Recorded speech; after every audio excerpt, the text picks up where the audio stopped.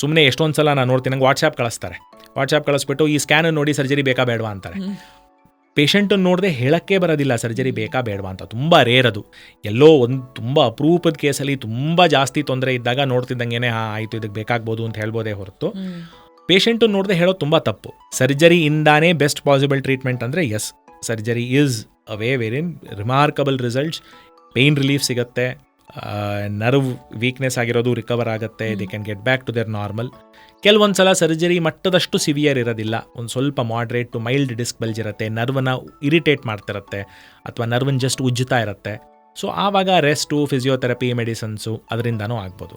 ಈ ಮೂಳೆ ಒಳಗೆ ಕ್ಯಾಲ್ಶಿಯಂ ಡೆಪಾಸಿಟ್ ಆಗೋದು, ಮೂಳೆ ಒಳಗೆ ಮೂಳೆ ಗಟ್ಟಿ ಇರೋದು, ಮೂಳೆ ಒಳಗೆ ಕ್ಯಾಲ್ಶಿಯಂ ಹೋಗೋದು, it's very closely related to hormones. ಆಯಿತಾ.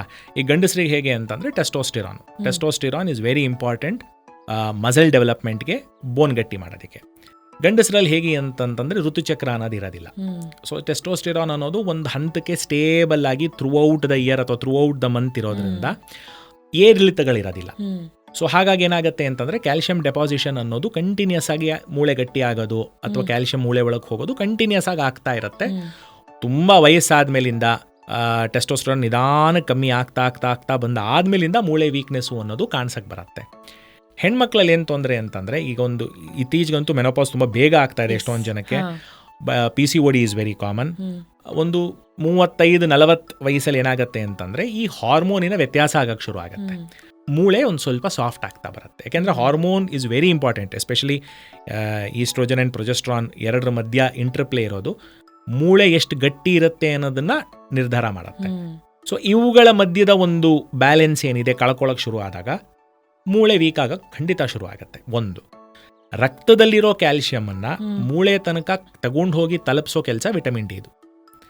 ಸೊ ವಿಟಮಿನ್ ಡಿ ಕಮ್ಮಿ ಆಯಿತು ಅಂತಂದ್ರೂ ನಿಮ್ಮ ಕ್ಯಾಲ್ಶಿಯಂ ಚೆನ್ನಾಗಿತ್ತು ಅಂದರೆ ಮೂಳೆ ಗಟ್ಟಿ ಆಗಲ್ಲ.